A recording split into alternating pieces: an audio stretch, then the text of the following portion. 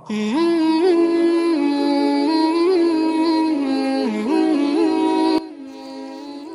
اللہ الرحمن الرحیم۔ السلام علیکم ورحمۃ اللہ وبرکاتہ۔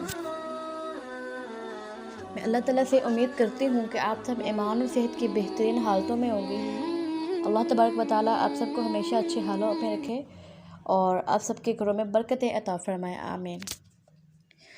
الحمدللہ، آج ہم نماز سیریز کا ایپیسوڈ 6 ڈسکس کرنے جا رہے ہیں۔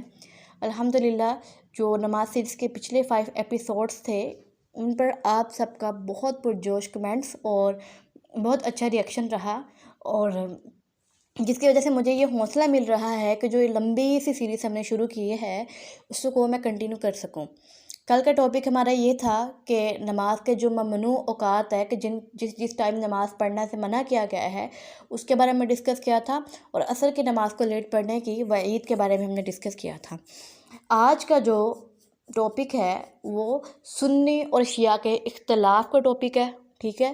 بہت سے لوگ کہتے ہیں کہ جی شیعہ کافر ہے، ان کی 3 نمازیں ہیں، ٹھیک ہے۔ اس ٹاپک کو بھی کلیئر کریں گے ہم، اور دوسری بات یہ بھی ڈسکس کریں گے کہ 3 نمازیں اگر ہیں تو وہ کیسے ہیں، ٹھیک ہے۔ اور تیسری بات یہ ڈسکس کریں گے کہ کیا 3 نمازیں ہوتی بھی ہیں کہ نہیں ہوتی ہیں، اور چوتھی بات یہ ڈسکس کریں گے کہ اگر 3 نمازیں بنتی بھی ہیں تو وہ کیسے بنتی ہیں، ٹھیک ہے۔ یہ سارا کچھ ہم صحیح مسلم کی حدیث نمبر میں آپ کو ساتھ ساتھ بتاتے جاؤں گی۔ یہ صحیح مسلم جو حدیث ہے، اپنی جو بہت زیادہ بڑی کتاب جسے کہہ لیں، جس کو ہم بہت اچھے طرح سے فالو کرتے ہیں سنی اہل حدیث سب، اس بک سے میں آپ کو بتانے جا رہی ہوں۔ تو 2 نمازوں کو جمع کرنا کیسا ہے اس کے بارے میں آج ہم دیکھ رہے ہیں۔ سب سے پہلے آپ نے لیکچر سننے سے پہلے اپنے دماغ سے سنی شیعہ کے اختلاف کو ختم کرنا ہے، کیونکہ ہم یہاں حدیث کو فالو کر رہے ہیں۔ ایسے میں ہم سنی شیعہ کا اختلاف جو ہے وہ نہیں دیکھیں گے، ہم صرف حدیث دیکھیں گے، ٹھیک ہے۔ اگر آپ کے پاس صحیح مسلم کی بک موجود ہے تو کائنڈلی آپ سب اس میں حدیث نمبر 1633 کو اوپن کریں گے، یعنی کہ 1633 یا 1633 حدیث نمبر کو آپ اوپن کریں گے، جس میں کہ کسی خوف کے بغیر 2 نمازوں کو اکٹھا کر کے پڑھنے کے بیان کے بارے میں ہے۔ اللہ کے رسول صلی اللہ علیہ وآلہ وسلم کی حدیث ہے، جس کو کہ حضرت ابن عباس رضی اللہ عنہ روایت کرتے ہیں کہ وہ فرماتے ہیں کہ رسول اللہ صلی اللہ علیہ وآلہ وسلم نے مدینہ منورہ میں بغیر کسی خوف اور بغیر بارش وغیرہ کے ظہر، عصر، مغرب اور عشاء کی نمازوں کو جمع فرمایا، ٹھیک ہے۔ ظہر، عصر، مغرب اور عشاء، ٹھیک ہے۔ کہ ظہر اور عصر کو جمع فرمایا جاتا ہے، مغرب اور عشاء کو جمع کیا جاتا ہے، اور چونکہ نمازوں کو جمع کرنا وہ بارش کے موقع پر کا حکم ہے، اور جنگ کے موقع پر ہم جمع کر سکتے ہیں نمازوں کو، یا سفر کے موقع پر جمع کر سکتے ہیں۔ تو ہم عام روٹین کی بات کریں کہ جس کے بارے میں اختلاف ہے کہ شیعہ لوگ 3 نمازیں پڑھتے ہیں، اس وجہ سے کافر ہیں۔ تو یہ بنا ہے جس کی وجہ سے وہ جو 3 نمازیں پڑھتے ہیں، ٹھیک ہے، کہ بغیر کسی خوف، بغیر کسی بارش کے رسول اللہ صلی اللہ علیہ وآلہ وسلم نے ظہر، عصر، مغرب اور عشاء کی نمازوں کو جمع فرمایا، ٹھیک ہے۔ اور وکیع کی حدیث ہے، انہوں نے کہا کہ میں نے حضرت ابن عباس رضی اللہ عنہ سے پوچھا کہ آپ صلی اللہ علیہ وآلہ وسلم نے اس طرح کیوں کیا، کہ نہ کوئی بارش ہے، نہ کوئی سفر ہے، نہ کوئی جنگ ہے، نہ کوئی مسئلہ ہے، کیوں نمازوں کو جمع فرمایا؟ تو انہوں نے کہا تاکہ آپ کی امت کو کوئی مشقت نہ رہے۔ حضرت ابو معاویہ کی حدیث میں ہے کہ حضرت ابن عباس رضی اللہ عنہ سے پوچھا گیا کہ آپ صلی اللہ علیہ وآلہ وسلم نے کس ارادے سے ایسا فرمایا؟ انہوں نے فرمایا کہ آپ صلی اللہ علیہ وآلہ وسلم نے چاہا کہ آپ صلی اللہ علیہ وآلہ وسلم کی امت کو کوئی مشقت نہ رہے۔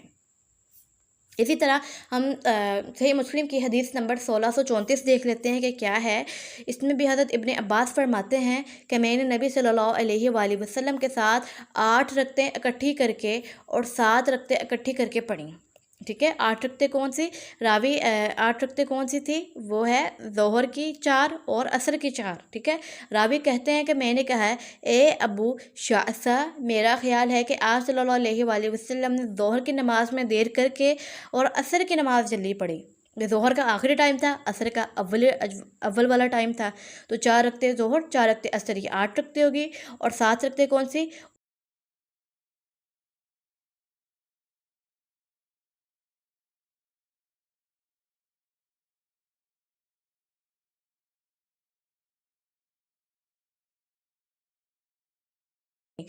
اسی طرح اگلی حدیث صحیح مسلم کی 1635 میں چلتے ہیں، بس یہاں تک مکمل کروں گی آپ کے ساتھ، کیونکہ یہ حدیثیں آگے بہت زیادہ آگے آپ خود پڑھ سکتے ہیں، ٹھیک ہے۔ ابن عباس رضی اللہ عنہ سے روایت ہے کہ رسول اللہ صلی اللہ علیہ وآلہ وسلم نے مدینہ منورہ میں 7 اور 8 رکعتیں یعنی ظہر اور عصر، مغرب اور عشاء اکٹھی پڑھیں۔ تو اسے میری بہنوں شیعہ سنی اختلافات میں مت پڑھیں، ٹھیک ہے۔ جو شیعہ ہے وہ بھی مسلمان ہیں، اور یقین کریں میں ان کے سائڈ نہیں لے رہی، لیکن ان سے بتا رہی ہوں کہ جو بندہ کلمے کو پڑھتا ہو، قرآن کو مانتا ہو، اسے ہم کافر نہیں کہہ سکتے ہیں، ٹھیک ہے۔ اور کیا ضروری ہے ایمان لانے کے لیے، ٹھیک ہے۔ نماز، روزہ، حج، زکوٰۃ، نبیوں پر ایمان لانا، اللہ کے فرشتوں پر ایمان لانا، اللہ تعالیٰ پر ایمان لانا، اور رسول اللہ صلی اللہ علیہ وآلہ وسلم پر جو کتاب نازل کی گئی ہے اور پرانی کتابوں پر ایمان لانا۔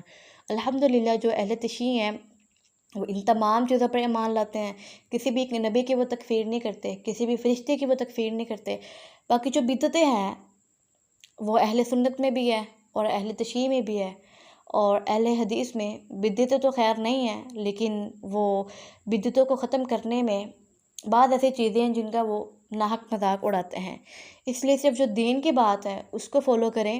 شیعہ یہ مت سوچے کہ یہ چیز شیعہ کی اس وجہ سے 3 نمازیں بنتی ہیں۔